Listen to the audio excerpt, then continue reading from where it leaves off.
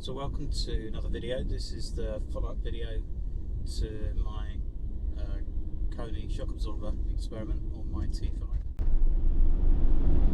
So they've been changed, and it's now a case of I'm going to take the van over the same roads as before at the same speed. It's a set of speed humps and then another road that's got a few lumps in it, and trying to see if we can see the difference. So the speed humps I'll take at 25, which is high, but this is just a test, and it will maybe show the difference. I certainly hope it does. I've done around about 500 miles in this now, and the difference just driving generally is huge. It doesn't quite float along the road, but I didn't expect it to. But the comparison to the original shock absorbers is immeasurable, really. I would imagine it's going to be very hard for me to demonstrate, but let's see what results we get. So slow down to 25, although this first one I can't do at 25.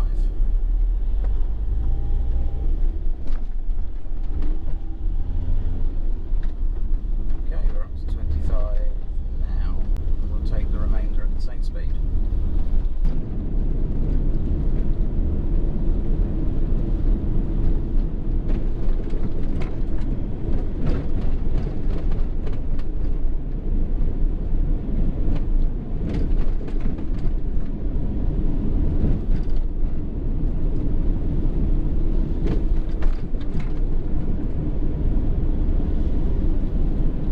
It's certainly a lot easier on the body. The same shocks you did before, and also the road noise is significantly reduced as well, which surprises me a little bit.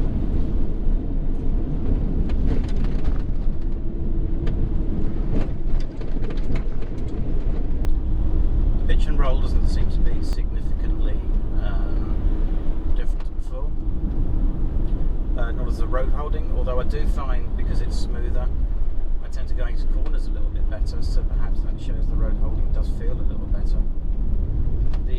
Just the overall control when you're going over bumpy roads is just so much better.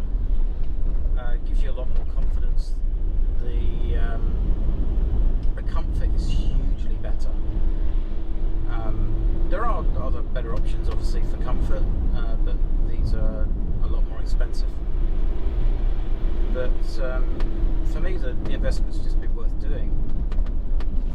Over bumpy roads, for example, I can now talk. Previously I couldn't. My voice would be shaken.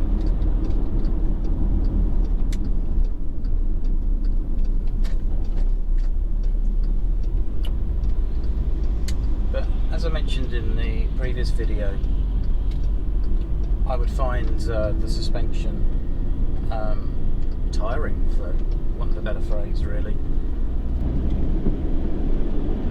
So we're coming up to the second area that so I'll take test. I took this at 30 last time, so I'll do the same again.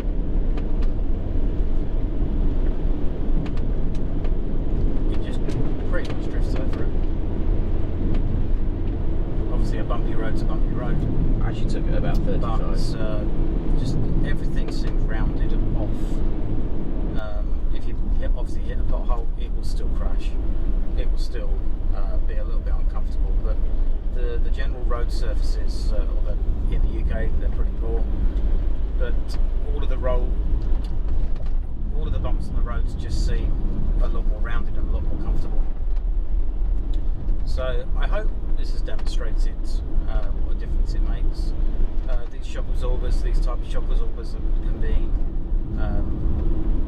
purchased from many cars, and maybe they give a similar improvement on those cars as well and other vans. But certainly from a T5 and a T5 camper point of view, I think it's quite affordable upgrade on the suspension, and it definitely improves things without you spending an absolute fortune. The total price for me all in was just under 600 for the shock absorbers and 200 for the springs. So you're looking at £800 £1,000. That's with me fitting them myself. That's with me fitting them myself. Obviously, if you get someone else to fit them, they'll be a lot more expensive.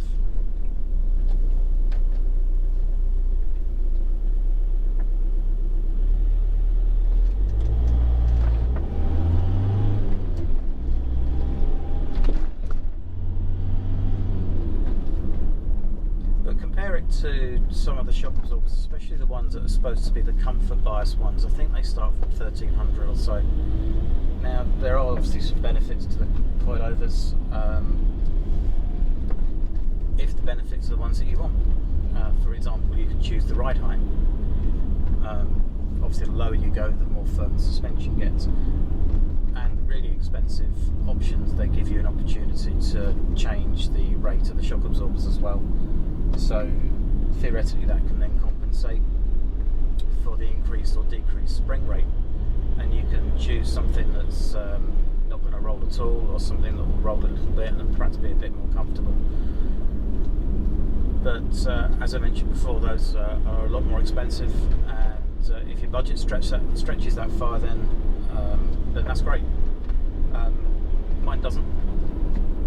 So, as I said before, I consider this to be a significant upgrade.